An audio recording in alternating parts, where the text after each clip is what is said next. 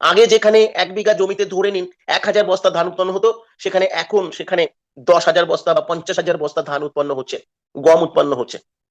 তার ফলে জমির পরিমাণ কমলেও খাদ্যের চাহিদা বেড়েছে এবং সেই অনুযায়ী যোগান ধরে রাখা গেছে, চাহিদা আর যোগানের ব্যালেন্স হয়েছে, তাই খাদ্যের অভাব নেই, তাই মহামারী বা দুর্ভিক্ষ ঘটেনি।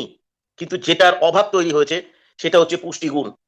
অর্থাৎ 40 বছর আগে একজন মানুষ যখন লাঞ্চ করতেন, যখন ডিনার করতেন, তখন উনি ওনার লাঞ্চ বা ডিনার থেকে যে পরিমাণ নিউট্রিশনাল ভ্যালু পেতেন, যে পরিমাণ পুষ্টি পেতেন, 40 বছর পরে দ্য ম্যান ইজ সেম, তিনি তার থেকে বহু অংশ কম তার পুষ্টিগুণ খাদ্য থেকে পাচ্ছেন, যেটা ফ্যাক্ট তৈরি হয়েছে। আমাদের খাদ্য খাবারে পুষ্টিগুণ একটা বিপুল হারে কমে গেছে এবং সেটার এফেক্ট ব্যাডলি পড়ছে আমার আপনার সকলের শরীরের উপরে।